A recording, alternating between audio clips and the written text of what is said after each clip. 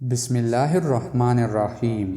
السلام علیکم دوستو۔ بنی اسرائیل میں ایک عابد تھا جو بہت زیادہ خوبصورت اور حسن و جمال کا مالک تھا۔ اس کا کام ٹوکریاں بیچنا تھا۔ ایک دن بادشاہ کے گھر پہنچا۔ بادشاہ کی کنیز دروازے پر کھڑی تھی۔ جب اس نے اس شخص کو دیکھا تو فوراً جا کر اپنی ملکہ کو اطلاع دی کہ دروازے پر ایک شخص ٹوکریاں بیچنے والا آیا ہے جو بے حد خوبصورت ہے۔ ملکہ نے حکم دیا کہ اسے حاضر کیا جائے۔ جب وہ آیا تو ملکہ نے اس کو دیکھ کر اس پر عاشق ہو گئی اور اسے اپنے مقصد کی طرف دعوت دی اور کہنے لگی، میری بات مان لو، تمہیں ٹوکریاں بیچنے کی ضرورت نہ پڑے گی اور تمہیں مالدار کر دوں گی۔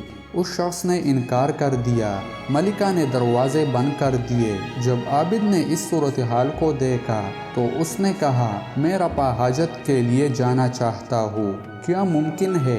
ملکہ نے کہا، ہاں۔ اس نے کنیز کو آواز دی اور وہ عابد کے لیے لوٹا لائی۔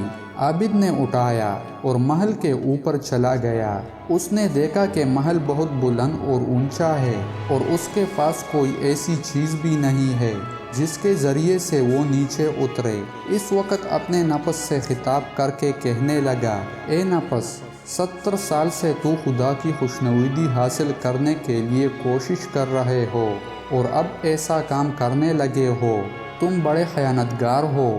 اس کے بعد اپنے آپ سے کہنے لگا، میں خود کو نیچے گرا دوں گا اور خدا کے ساتھ اپنے اچھے اعمال جو کر چکا ہوں کے ساتھ ملاقات کروں گا۔ جب اس نے اپنے آپ کو نیچے گرایا تو اللہ تعالیٰ کی طرف سے جبرائیل علیہ السلام کو خطاب ہوا، زمین پر گرنے سے پہلے اس کو پکڑ لو۔ جبرائیل علیہ السلام نے اس کو پکڑ لیا اور بڑے پیار و آرام سے زمین پر رکھ دیا۔ عابد اٹھا جبکہ اس کی ٹوکریاں بادشاہ کے گھر تھی اور شام بھی ہو چکی تھی۔ خالی ہاتھ اپنے گھر آ گیا۔ اس کی بیوی نے پوچھا، ٹوکریوں کے پیسے کہاں ہے؟ اس نے کہا، آج نہیں بیچی۔ اس کی بیوی نے کہا، رات کو کھائیں گے کیا؟ عابد نے کہا، آج رات صبر کرو اور جا کر تنور میں آگ جلاؤ تاکہ ہمسائے یہ سمجھے کہ ہم کھانا پکا رہے ہیں، کیونکہ مجھے اچھا نہیں لگتا کہ ہمسائے یہ خیال کرے کہ آج رات ہم بھوکے ہی سو گئے ہیں۔ اس کی زوجہ اٹھی، تنور میں آگ جلائی اور آ کر بیٹھ گئی۔ ہمسایہ عورت آگ لینے کے لیے آئی۔ عابد کی بیوی نے کہا، جاؤ جا کر خود لے لو۔ وہ عورت تنور کے پاس گئی اور فوراً باہر آ کر کہنے لگی، تم یہاں بیٹھی ہو اور تنور میں روٹیاں جل جائیں گی۔ جب عابد کی بیوی اٹھی اور تنور کے پاس آئی تو کیا دیکھا کہ تنور میں بہترین روٹیاں لگی ہوئی ہے۔ اس نے روٹیاں اتاری اور شوہر کے سامنے لا کر رکھ دی اور کہنے لگی، یہ نعمت خدا نے صرف اس لیے ہمیں عطا کی ہے کہ تو نے کوئی نیک کام انجام دیا ہے۔ اٹھو اور دعا کرو کہ خدا ہمارے رزق میں زیادتی کرے تاکہ باقی عمر آرام سے گزار سکے۔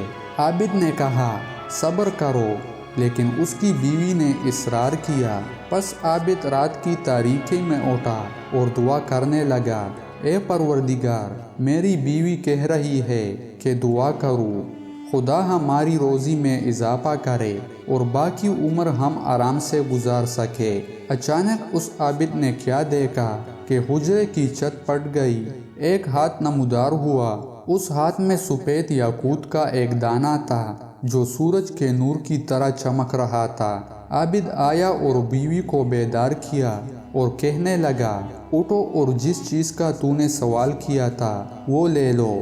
اس عورت نے کہا، جلدی نہ کرو، اس وقت میں نے خواب میں دیکھا ہے، سونے کی کرسیاں ہیں جن پر یاقوت اور زبرجد لگے ہوئے ہیں۔ میں نے پوچھا، یہ کرسیاں کس کی ہے؟ جواب ملا کہ تیرے شوہر کی ہے۔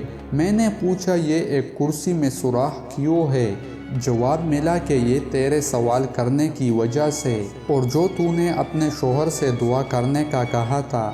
عورت کہنے لگی، اس وقت مجھے ضرورت نہیں ہے، دوبارہ دعا کرو کہ وہ ہاتھ واپس چلا جائے۔ عابد نے دعا کی اور وہ ہاتھ غائب ہو گیا۔ پس اگر کوئی گناہ کے ترک کرنے میں صبر کرتا ہے تو خدا اس طرح اسے اجر و ثواب عطا کرتا ہے۔ تیسری وہ چیز جس میں انسان کو صبر کرنا چاہیے وہ عبادت ہے، یعنی جب نماز میں مشغول ہو تو جلدی نہ کرے، حمد اور سورت کو صحیح کر کے پڑھے، آرام اور آہستہ آہستہ پڑھے، نماز کے سجدوں کو صحیح بجا لائے